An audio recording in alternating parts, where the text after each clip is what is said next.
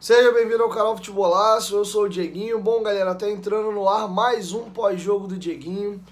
De Vasco da Gama 0, ABC 0. O Vasco foi eliminado nas penalidades máximas. Pedro Raul e Luco Orediano desperdiçaram os pênaltis. E o Vasco está eliminado pelo ABC na segunda fase da Copa do Brasil. Tem muita coisa pra gente falar aqui. Vou tentar resumir o máximo que eu conseguir. Mas tem tanta coisa para falar que talvez o vídeo fique um pouquinho até mais longo. Vou fracionar em momentos aqui o jogo. Até para falar do jogo, a gente tem que falar de um assunto prévio, que eu acho que vai pautar. E olha que vocês estão vendo aqui, ó, 2 horas da manhã é a hora que eu tô gravando esse pós-jogo. Eu cheguei de São Januário 1h40, saí de São Januário 1h15, mais ou menos.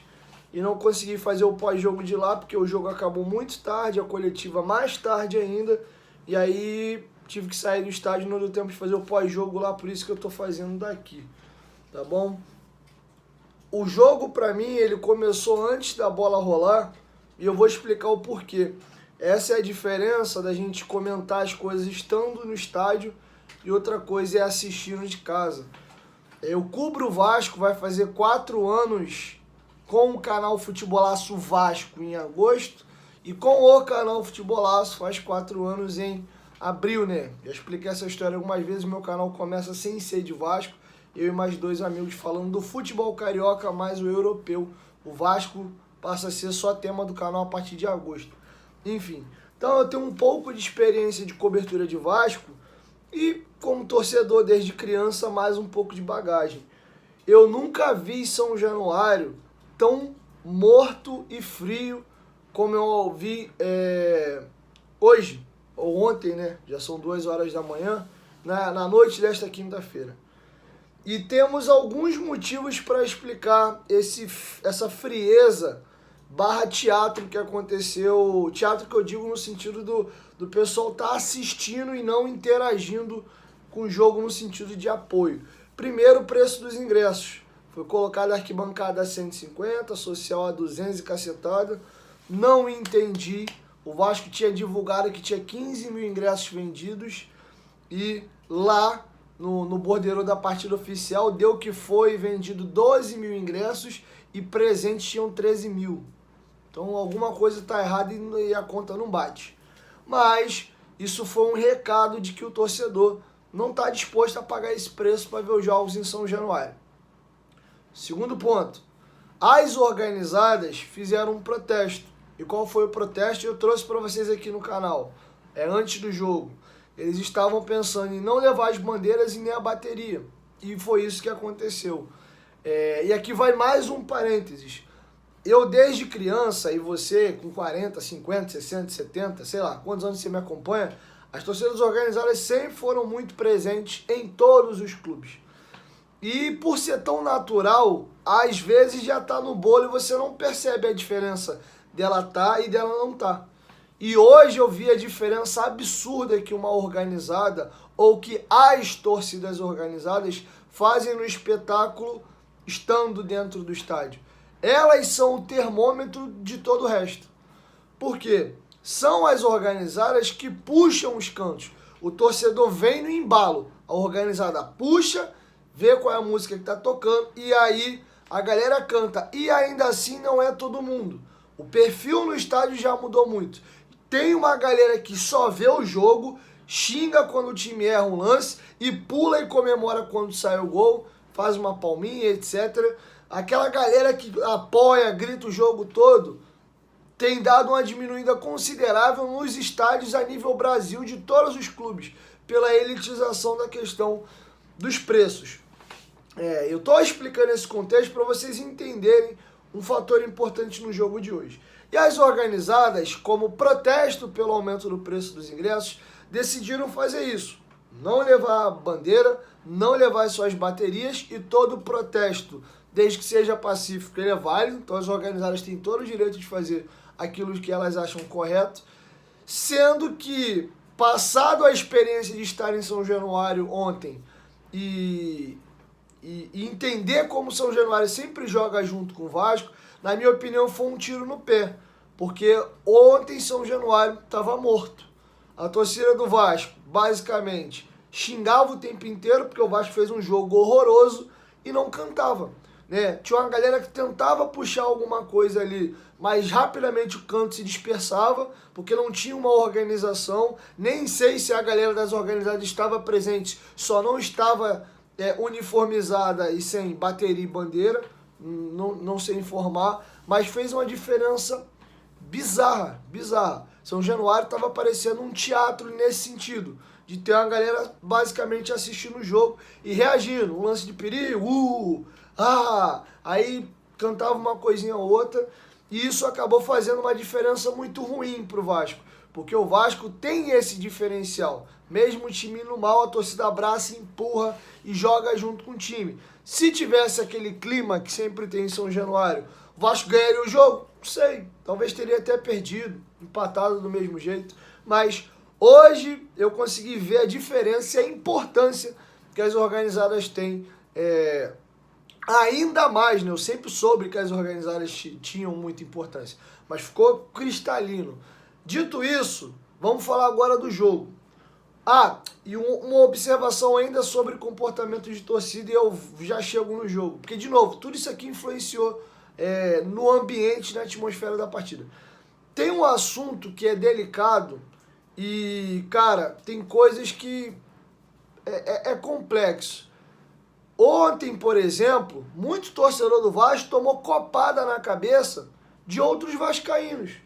Muita gente irritada, puta com o time, jogando copo pra frente. O que eu vi da cabine de rádio, de torcedor tomando copada de cerveja e de água na cabeça a troco de nada, o cara tá puto que o time tá mal e o cara jogava, e nego, pau. Numa dessa, pra estourar uma pancadaria, uma confusão, é 2 palitos. E outra, não é maneiro você tá lá no estádio tomando toda hora uma copada. Numa dessa, pega numa vista, você se machuca, você vê quem fica puto, vai tirar satisfação, né? Acaba acontecendo uma coisa pior. E o cúmulo do absurdo, né, já extrapolando essa questão, o Barbieri foi agredido ontem durante o jogo. Ele tomou da cabine, a impressão que eu tive é que ele tinha tomado uma canetada na cabeça. Alguém da arquibancada atacou e acertou a cabeça dele no banco de reservas. Um repórter de campo, que eu conversei com ele depois do jogo, ele me falou que foi um isqueiro, né? Aí, como eu não vi o objeto, eu vi de longe. Enfim, seja uma caneta ou um isqueiro, fato que o Barbieri tomou uma pancada na cabeça de um objeto arremessado por um torcedor de propósito durante o jogo. Ele até pegou, virou para a torcida e aplaudiu de forma irônica, né? Foi perguntado sobre isso na coletiva e saiu pela tangente. Então, assim, isso não cabe, não dá. E acredito que é até possível do Vasco tomar uma punição da CBF, já que após o jogo, aí todo mundo revoltado, o Vasco não classificou. E aí foi arremessado várias coisas no gramado, além desse fato do Barbieri já no segundo tempo, com 15, 20 minutos. Dito isso, vamos pro jogo. Porque tudo isso aqui é jogo. Pré, durante, pós, a gente está falando do jogo por outros âmbitos. O Vasco fez um jogo horroroso. Horroroso. O jogo do Vasco foi muito ruim. E difícil dizer, cara, se teve um jogo pior. O jogo do Volta Redonda foi medonho, mas dá para dar um desconto agora, porque era mais pro começo da temporada e, de fato, o Volta Redonda tem um bom time, não à toa tá nas finais do Carioca, tirou o Botafogo e venceu o jogo de ida contra o Fluminense e jogou contra o Fluminense, que nós perdemos por 2 vezes e ganhou os 2 jogos, um por 1-0 e outro por 2-1. E poderia ter sido 3-0 contra o Fluminense, porque teve um pênalti escandaloso do André, do jogador do Volta Redonda, enquanto estava 2-0 e não foi marcado. E aí pouco depois o Nino marcou 2-1. Então a gente perdeu para um adversário mais arrumado, mas eu acho que foi um jogo muito ruim. E hoje, cara, foi assustador. Era um jogo de mata-mata, jogo único, e você precisava vencer. E parece que nesse meu período aí de trabalho, eu tenho desenvolvido uma percepção muito boa. Dificilmente eu erro as coisas. Os companheiros que lá estavam, e não me deixam mentir, eu já cheguei em São Januário falando assim, cara, esse jogo hoje tá a cara da merda. Eu tô com um sentimento estranho. Ontem teve um monte de zebra, até falei isso aqui no canal, Ceará caiu, Bragantino caiu, Atlético Goianiense caiu, Goiás caiu, enfim. E o Vasco já começa o jogo com esse problema. A torcida reclamando do preço dos ingressos, as organizadas fazendo protesto, um clima morto dentro do estádio, primeiro tempo horroroso. O Vasco tem uma oportunidade de gol num escanteio, que o Capasso ou o Marlon Gomes cabeceia, desvia alguém, cai na rede por cima do gol. O Vasco foi mó arame liso, rondou a área do ABC por algumas vezes, mas sem levar perigo nenhum. O primeiro chute do Vasco no jogo foi com 15 minutos do segundo tempo.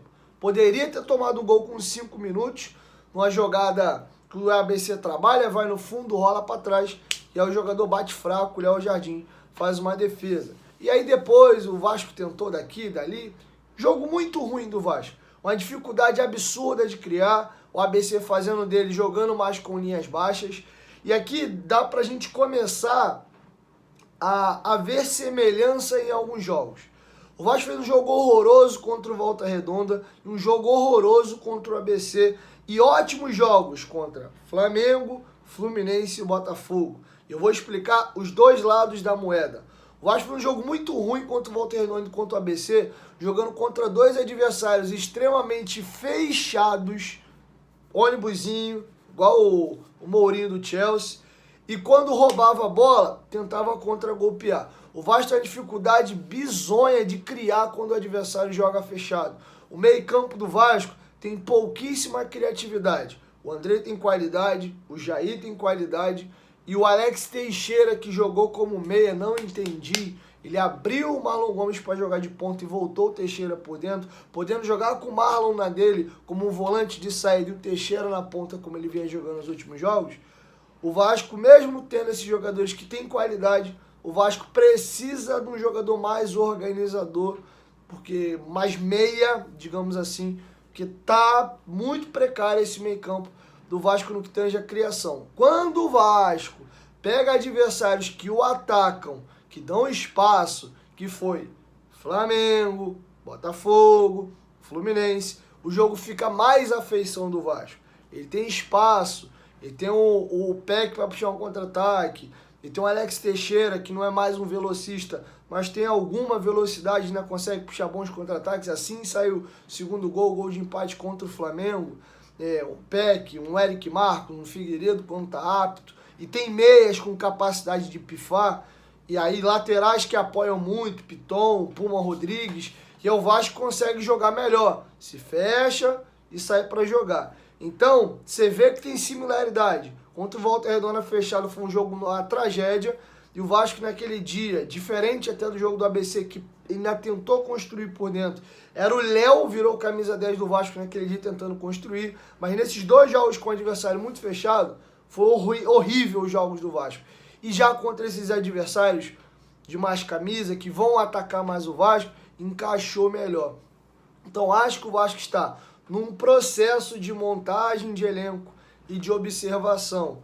Lembrando daquela porrada de 3-0 contra o River Plate, que escancarou alguns problemas. Olha, essa zaga não dá. Ó, o meio-campo também tá esquisito, precisa de pontas, não tá legal. E o Vasco foi ajeitando. Eu acho que o Vasco hoje já tem uma espinha dorsal e os reforços têm que ser contratados mais pontualmente. Porém, essa derrota, se é que dá para tirar alguma coisa de positivo numa eliminação pro ABC, é que, mais uma vez, foi evidenciado que o time ainda não está pronto. Não está pronto. E aí eu volto na resposta do Barbieri, quando ele é questionado, pergunta minha, depois do jogo do Bangu, Barbieri, vide o bom momento do Vasco, o momento ruim do Flamengo, o Vasco jogando, podendo empatar os dois jogos ou jogar por resultados iguais, o Vasco é favorito pro jogo? O Barbieri diz não. O Flamengo ainda tem um time superior ao nosso e é um time mais habituado a jogar decisões. E o Barbieri foi perguntado hoje, ou ontem, né? Tô gravando o vídeo de São Januário de madrugada, já são 2h15. Ele é questionado sobre a questão de... Questionado não, ele fala sobre... A gente precisa jogar mais decisões. Quer queira, quer não, o Vasco jogou 4 decisões agora e foi bem, começou bem e terminou mal até aqui. A gente não sabe como é que vai acabar o definitivo jogo de domingo. Né? Tinha que ganhar o Flamengo a qualquer custo para ter chance de classificar no Carioca. Ganhou, gol do Puma Rodrigues. Depois, é porque ele já jogou sabendo o resultado do Botafogo e do Volta Redonda. Mas precisava, na teoria, antes da rodada iniciar, confirmar a vitória contra o Bangu para classificar. Teve o jogo de ida da semifinal contra o Flamengo e perdeu, e agora foi eliminado pro ABC. Então sim, o Vasco não está habituado, esse grupo, a jogar decisões. Nesse aspecto, o Barbieri foi assertivo. Por mais que o Flamengo tenha sido eliminado 3 vezes consecutivas, eles estão mais habituados a esse tipo de jogo. Então sim, o Vasco está numa reconstrução. E aqui vai um parênteses, porque eu falei isso outras vezes. O Vasco foi mal, foi eliminado, não era para ser eliminado para o ABC, não ia ser campeão da Copa do Brasil, mas era para ter avançado mais, perdeu premiação, perdeu rodagem, perdeu mais jogos importantes. É péssimo ser eliminado para o ABC, porém, eu já havia dito para vocês aqui que a gente tem que ser coerente. Assim como a gente vinha elogiando muito o trabalho do Maurício Barbieri até aqui, ia chegar um momento que os revés iriam acontecer e que a gente tivesse uma linha de conduta. Ó, agora tá ruim, não tá legal, mas tem todo um histórico, porque senão a gente fica muito... Ganhou é bom, perdeu uma porcaria. Mesmo com a eliminação pro ABC, mediante uma partida horrível do Vasco, até aqui o trabalho do Maurício Barbieri é bom. Ele conseguiu dar uma cara pro time, formar um time titular, ter uma ideia de jogo que se mostra ineficiente com adversários mais fechados e de um nível um pouco melhor. O ABC é um time de segunda divisão de Campeonato Brasileiro e o Volta Redonda está aí nas finais do Carioca e está na terceira fase da Copa do Brasil. Eliminou o Atlético Goianiense lá dentro do Alberto Alcioli. Então foram adversários um pouco melhores, ainda longe do que o Vasco vai pegar na Série A, que são adversários ainda mais fortes, que é o caso do Flamengo, Botafogo e Fluminense. Então, é um processo e essa eliminação que evidencia que realmente o Vasco ainda precisa de peças, é um trabalho que vai acontecer. Finalizo com a polêmica dos pênaltis. E a Cavaleiro, porque ontem no canal eu trouxe para vocês o levantamento do GE sobre o aproveitamento de todos os jogadores do elenco do Vasco que em algum momento já bateram pênalti na carreira. Vamos começar pelo primeiro. Pênalti perdido pelo Pedro Raul. Ele era o 5º batedor. Se ele bate, o Vasco estava classificado. E aqui, cara, eu até conversei com a Aline Nastari saindo, ela fez até uns stories no Instagram dela, e ela veio discutindo, a gente veio conversando ali, falando sobre isso. A gente da imprensa, o jornalista, é muito cômodo fazer análise de jogo. Se você tem um mínimo noção de futebol, entende um pouquinho de tática e do ambiente do clube, é a coisa mais fácil. O jogo aconteceu, você só precisa falar o que aconteceu depois de já ter acontecido. Então, assim, ter opiniões formadas depois da merda feita é tranquilo. E por que eu tô dizendo isso? Vou no Pedro Raul. O Pedro Raul era ou não era para ter batido o 5º pênalti? A escolha dos batedores, normalmente, acaba o jogo, reúne o grupo, vambora, é isso, é aquilo. Tem um jogador outro que tá pregadão, o massagista vai ali, dá uma moral, faz uma massagem. E o técnico reúne o grupo, já ciente da qualidade de cada batedor do grupo. Ele normalmente, aí, quem tá bem para bater, fulano não tá se sentindo bem, não quer bater. E rola essa conversa. E o Pedro Raul pediu para bater. O Barbieri falou sobre isso na coletiva. Ele é o centroavante do time. Tem 5 jogadores para bater. O Pedro Raul não vai bater? E essa questão de tem que ser o primeiro, tem que ser o último, tem que ser o do meio, tem que ser o segundo, eu acho que é balela. Por quê? O ABC seria eliminado, se o Pedro Raul faz o gol, pelo cara que bateu a 3ª cobrança, ou foi a 2ª. Entendeu? E o do Vasco, cara, de ser o último. E depois, nas alternadas, na 2ª alternada, o Luco Orelhano isolou. E o Pedro Raul, até chegar ao Vasco, tinham 9 pênaltis batidos e 8 gols marcados. Ele só tinha perdido um pênalti na carreira. E chega no Vasco, ele bate 3 e perde os 3. Então, assim, o Pedro Raul é centroavante, ele bate pênalti na sua carreira, em algum momento ele ia voltar a bater.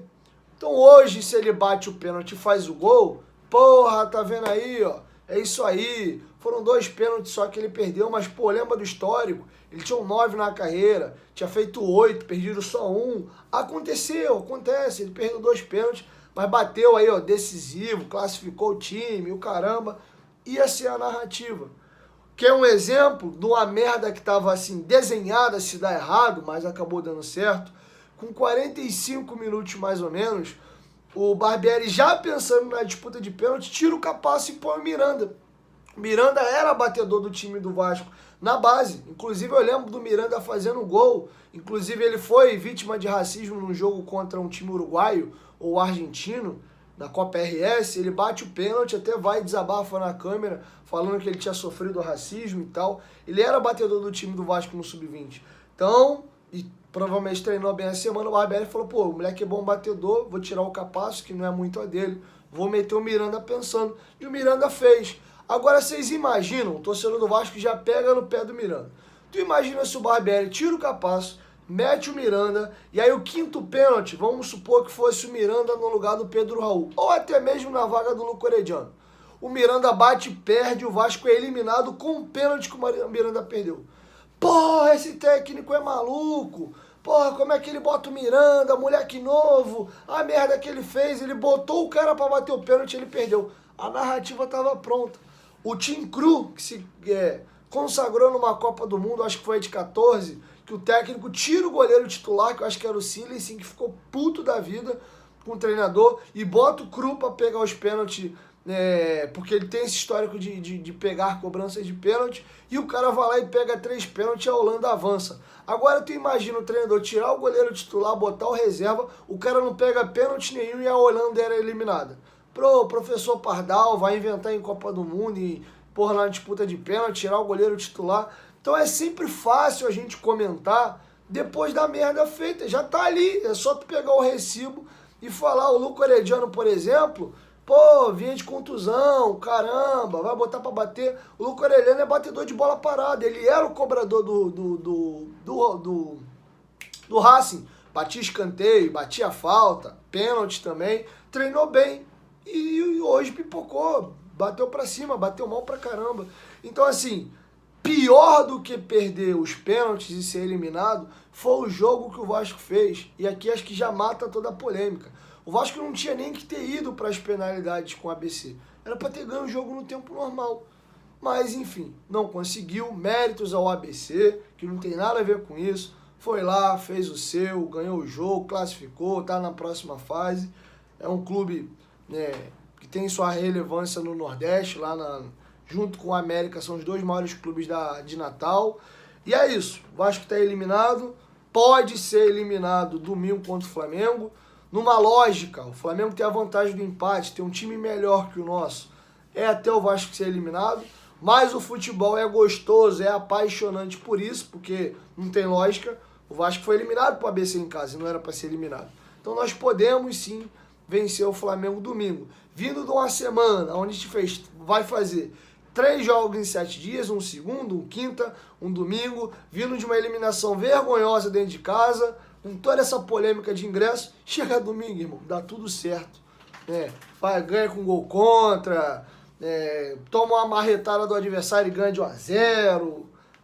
Futebol tem de tudo. Ou o time passa uma borracha e numa noite toda errada pro Flamengo, tudo certo pra gente, mete um 4-0. Pode acontecer qualquer coisa domingo. O jogo de domingo é o jogo de domingo, e o jogo de quinta-feira foi o jogo de quinta-feira. Então é isso, o Vasco está eliminado. Não era para estar eliminado. Foi uma noite infeliz e muito ruim, com todo o contexto que eu já comecei lá na polêmica do preço de ingresso, que eu também já fiz uma análise e falei aqui no canal que precisa se encontrar um meio termo. Talvez os 150 seja muito, mas cobrar muito barato também, a conta muitas das vezes não fecha, futebol está muito caro, você precisa aumentar sim as suas receitas, mas eu falei muito do meio termo, ficou claro aí que o torcedor não vai engolir pagar 150, então tem que se reajustar mais para baixo, talvez aumentar um pouco do que era antes, mas também não os 150 reais, enfim, então bastante aprendizado deu para tirar aqui. Que a torcida não quer pagar esse preço, de que as organizadas, quando vão lá e fazem a sua festa, e não tem a questão das confusões fora do campo, são fundamentais no espetáculo, ditam o ritmo do ambiente, da torcida, ajudam, empurram, são fundamentais, são o coração do time fora do campo. O torcedor comum, ele vem a reboque, quem puxa é a organizada. Então tem muita coisa pra gente tirar desse jogo. E que eu, pelo menos, sou coerente. Eu elogiei muito o trabalho do Barbieri até aqui. Teve uma noite infeliz, o time foi mal pra cacete, como foi contra o Bangu, como foi contra o Volta Redonda, mas o trabalho é bom. Pode ser que daqui pra frente comece a degringolar e eu falo, ó, o trabalho que era muito bom tá esquisito. Mas eu não posso pegar a eliminação contra o ABC e dizer que o trabalho agora também é uma porcaria. Eu não trabalho dessa forma, tá bom? Então esmiucei em momentos aqui para vocês todo o contexto do jogo, começando por preço de ingresso, protesto das organizadas, comportamento do torcedor dentro do estádio, falei da partida e finalizei com esse resumão aí dos pênaltis e tirar também algumas observações importantes. Pô, o jogo tá grande pra caramba, 26 minutos aí, mas acho importante comentar essas situações com vocês, tá bom? É isso, amanhã eu volto com a nossa primeira edição aí. Provavelmente eu vou ver se eu acordo um pouquinho mais tarde amanhã, nem pro CrossFit eu devo ir, porque eu tô finalizando 2h25 da manhã meu vídeo. Tem que enviar ainda, ou seja, vai estar no ar lá para 3 horas da manhã, eu tenho que tomar um banho ainda, comer alguma coisa, e amanhã eu vou tentar gravar a primeira edição lá por volta de meio-dia. É isso, chateado, triste, frustrado, assim como você que está em casa, mas a vida não pode parar e eu tenho que trabalhar. Então, tá feito aí o nosso pós-jogo. Queria fazer lá de São Januário, mas não deu. Acabamos uma coletiva já perto de 1h da manhã e não dava mais para segurar, para mim ainda fazer dentro do estádio. A galera queria ir embora, os funcionários e tal, então tive que fazer daqui de casa, tá bom? Tamo junto.